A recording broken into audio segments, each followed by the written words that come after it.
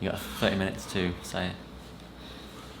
I mean, I feel like you're the interviewer, so Yeah, I'm gonna I really don't know where to start. make some prompts. So guys, Shay and Dan here, and today we're going to be talking about the truth behind Morishay. So, tell me, Shay, where did this all start? This all started with one reaction video, and Which video was that? I believe it was at Star Mall. God, what was the song? I feel really bad that I can't remember the song. I have been sick, so just keep that in mind. Anyway, it was one reaction video. After that, I was like, oh my god, who is this girl? So I had to keep watching, just keep reacting to Morissette. And then over time, you guys, the viewers, started shipping, which I had no idea what shipping was. And then I started noticing Morishay in the comments. I was like, is Morishay? Do you think it was somebody else? I just didn't know. I didn't really understand. I must have been pretty thick back then. I didn't even put the two and two together, like literally put the two and two together. No, I wasn't against the idea. Of course, I was all for the idea because I was getting in my feels. I was feeling some type of way. As I believe we all are at least one time in our lives. Like even as a kid, I remember I had so many crushes on singers. Like it was just something about female singers that I just absolutely loved. Even in school, I had a crush on this chick. She was a year older than me. She had a beautiful voice. All my high school years, and I never got a chance with her because of this one guy. And I think they're still together to this day, so she probably made the right choice. Yeah, I just kept digging a bigger hole for myself. So you kind of embraced the whole Morishay culture. Yeah. And then I suppose the next step would have been to make your first visit to the Philippines to meet said Morissette. Even before that, because I was so caught up in the idea, the whole fantasy, it's like, you know what, let's make a song. Let's make a song for those who support this movement, the ship that is sailing away, sailing on its own. This was great, and like they really loved the song. I was like, you know what, let's make another one. I don't even know if they knew I could rap. I was like, you know what, let's make another one. I wanted to make like a fun one at first, and then I wanted to make a complete opposite, like a creepy, slow, serious one. Like that was my full intention. And it definitely came across that way. And people were kind of like, what is the second one? And I'm not even sure how Morissette would have taken that video. But I was cracking up when I had finished making it. I was like, mate, that's just like next level of just creep. And then came your first visit. Yeah, I was just, Dan's being attacked by a fly. I was basically shitting myself. Like this is actually happening after, after 2 years, well 2.5 years. You finally got to meet the girl of your dreams. I mean, I reacted to like over 200 videos. I was reacting to videos like vlogs, compilation videos of her as a child. But creepy in itself.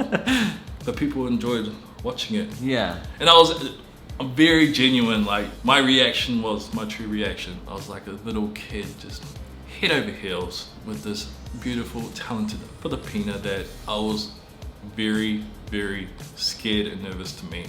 And then when that day finally happened, mate, it's like the best day ever. So after your first meeting with Morissette, you then proceeded to meet her several other times, different venues, different countries. Yeah. Just sounded a bit stalkerish when I put it that way, but it was all like legit. It wasn't like you were just literally following her all weirdly. The thing was, some people actually thought that I was doing it all for views, which kind of irritated me because the vlogs weren't going up straight away. So if I was doing it just for views, wouldn't I try to get them up ASAP? And when I'm looking at the views, there's not that many views to begin with. I mean, my meeting Morissette vlog, 150K, which is a lot of views for a vlog. In reality, it is really not that much. Especially when you're transferring that to AdSense revenue, it's not a whole lot. So is that really worth the views? Spending all that money to see one person? It is when you really want to see that person, but in terms of views, no way. No. That's why I never really understood that concept. Okay, so then the next step was your relationship with the Marinatics. Your first meeting with Morissette, you established a relationship with the Marinatics who helped connect you with Morissette and get you involved. And subsequently from that, you know, with all the different events that she's had, like private parties, like after show parties, birthday parties, you were included in the guest list. Unofficially, an unofficial Marin addict, but still regarded as one of the people. What happened? How did that turn a bit south? How did that go? Oh, Shit Creek. Let's just say, like, I formed a great relationship with the Marin addicts, so let me just put that out there. You know, I felt like one special person brought us together, and that was Morissette. The times that I had shared with the Marin addicts and Morissette was very, very special to me. Like, you can't change those moments in time. I feel like I'm really like this up. I feel like this, I don't know if that... You can cut whatever you want to cut out. Yeah. It's just the way you questioned it. I was like, shit. How did it turn south? Yeah, that kind of threw me. I was like, shit. I'm not off with all of them. It's just Select people. There was a select few that, and some that I'm not even aware of, that were kind of like, I don't know, just talking shit without me knowing who they are. Just kind of pissed me off. Because they would never say it to my face. Should we go to the next question? Okay. I think maybe this should just be about, just, Okay. yeah. We'll keep the fans out. I think, I know how the team's gonna react. They're gonna be like, oh my god, what has Shay done? Maybe we can make this, I'm gonna edit this in like a fun way, so it's a bit lighthearted. So, after forming your relationship with the Marin addicts, being invited along as one of the team to all these events, meeting Morissette many times over, there was a period between probably the back end of last year till now that perhaps the ship that you once tried to sail is probably already left without you. So what was that moment that you thought, okay, maybe this is just a bit of a fantasy? At what point did you think you're done? It's not going to be possible. You know, a lot of people have asked me this because a lot of people noticed the change, which wasn't my intention, not really, but I can understand how they all put pieces together. I don't know if anyone's ever tried to, that's not a celebrity, tried to actually court a celebrity. It is very, very difficult. I'm just speaking generally, I'm not just speaking about one person. And when you feel like you've tried every avenue of trying to get something going, comes a point where you're like, is this even worth my time? Not saying that the person isn't worth the time, definitely worth the time, but you start questioning whether you're wasting your time. When you could be pursuing another ship, a more realistic ship. Like, I feel like I was pursuing the Titanic. That shit was destined to sink. Where I should have been, you know, what's the local ferry around here? There's like a local boat somewhere? Like a dinghy. I should have been trying to, I should have been aiming for the dinghy and not the Titanic. That's the best way I can describe it. The dinghy. Okay. The dinghy. And I'm not saying that the ship is, yeah, that is what I'm saying. There just comes a moment in time where you just wake up, you're like, yeah, I don't think this is going to work out how I planned. I mean, like you say, she's definitely worth the chase, but considering the time you've spent over here, the money you've spent to get here, the gifts you've bought her, the multiple attempts you've been around her and trying to spend time with her. I don't want to make it seem like she's ungrateful or anything. Oh, no, she's no, not. Don't get me wrong. Like, she's very appreciative of everything and the time. As much as I am appreciative of her time, it's been great. There just comes a point where you're just like, yeah, I should probably move on. Maybe this just isn't how it's supposed to be. And different lifestyles, you know, entirely different lifestyles. And entirely different countries. And that too. And I suppose, given her scheduling with her work, her team, it can be problematic even if you were together. I think it would be kind of difficult to work. I think it would be like that with any artist though. Oh yeah, for sure, yeah. So really just in general. Just for like an average Joe and, you know, superstar. Yeah. Although we have kind of leveled up over time, so maybe not so much an average Joe, maybe a above average Joe. above average Joe. Maybe next year could be the year. Do you think I should start again? No. The supporters of the ship haven't made it easy for me to try and let go of the whole idea. But the thing is, I've kind of planted the seed, so to speak, even though I was the one who put the first reaction video out there. They've really like fueled the fire. Yeah. And started making me think like, maybe I am capable of... Yeah, I think if you get that much support, I think you do get to the point where you think, this actually could really happen. And then you start convincing yourself like, meeting the parents, you know, buying the gifts, it's all one step forward. But then when you take a step back from the whole idea of it, you've just been taking the same step forward and backwards. Yeah. And sometimes no response is a response. It's just something I keep forgetting. Do you know what I mean? Yeah. So I really had to just take a step back and just see it for what it was. And once I saw it for what it really is, I'm like, what am I doing? What the am I doing? So then that's when I just changed. I'm like, no, I need to just focus on what I need to do. And that's what I've been doing. And people have been giving me shit for it ever since. You know, there was like a little outburst on Twitter that I may have done. To be honest, I would have done that for anyone. In general, the whole idea pissed me off. So yeah, just to clear that up. What's the funny thing about that was more people were pissed off at me for voicing my opinion on that one thing than the thing itself. Which maybe people just have a different way of thinking here. Or maybe because fans are so infatuated by their idol, they can honestly do no wrong even if they're in the wrong. Yeah. I think there's a bit of that. I think there's a lot of that.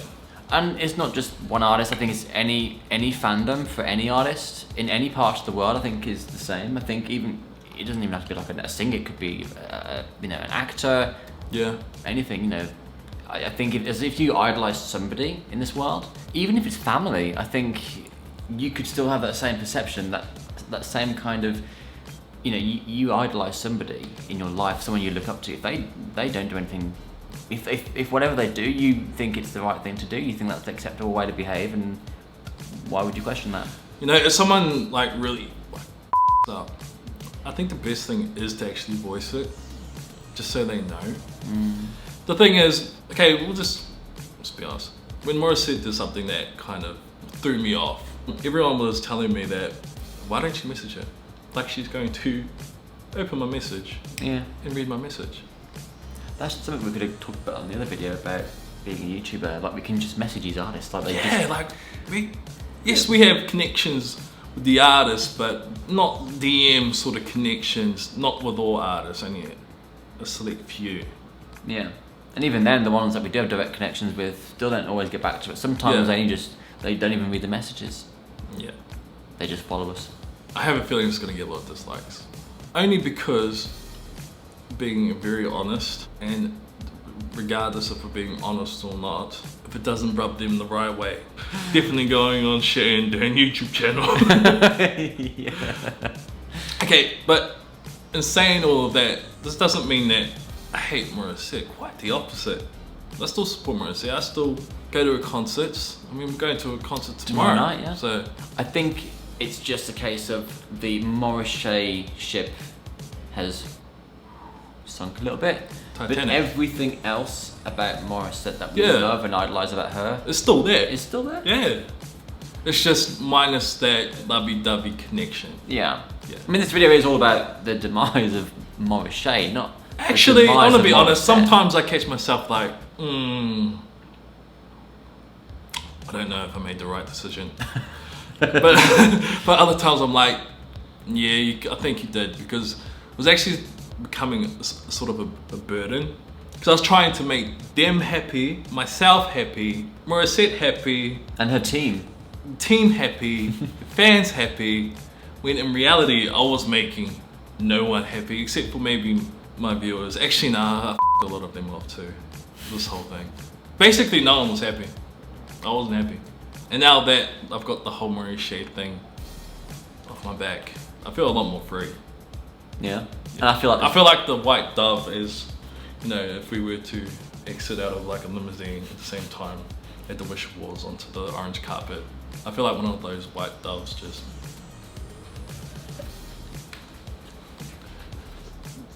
That is how I feel right now. That's me. Happy and free. Oh my days. So I guess that's the story of Morishay in a, I wouldn't say even in a nutshell, it's quite a long, nice big nutshell. So hopefully it's clarified a few things for you guys. They've been wanting a lot of clarification from me for a long time. So here you have the exclusive from the horse's mouth.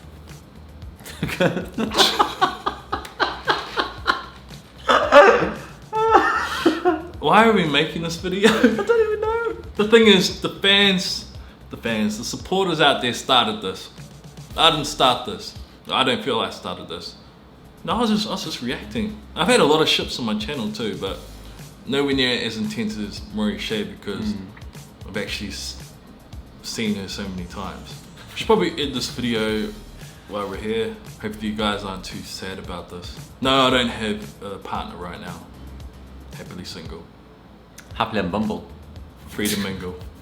Free to I don't know who this guy is right now. Oh, this is Shay and Dan YouTube channel, by the way, so you're gonna see a different side too. well, same side, just not so much censored anymore. I feel like my YouTube channel itself is kind of like a family friendly Squeaky clean. area, whereas this is more like What'd Dan undressed, uncovered. See, even his choice of wording is different from the other channel. Undressed. Au natural. Do you want to see something? Thanks for sticking with us to the end of this video. Hopefully not too disappointed. It's good news for you guys though, because if you're single, so is this man. He's looking for love right now. Maybe we should do like a, oh mate, we could do like a dating video, set you up on some blind dates with some of your subs and see how that goes. What? Let's just start that again. I don't know what I was doing. So guys, that was the story of Morishay. Hopefully not too disappointed, but you did have an exclusive look into the mind of this creature right next to me. The wording, mate, the wording. One thing I would like to mention before you end this video is that the ship never dies as long as the fans keep shipping. So even though I have stopped pursuing, if the fans keep shipping it, supporters keep shipping it, then the ship could potentially live forever. Because they're the ones who started it, and they will be the ones who end it. Wow, that's deep, man. I am single, free to mingle. Probably gonna cut my thing out, kind of ruins my whole deep. I think we just ended it already. I think you'll find, I think there's already an ending there. I think so too, yeah, you're right.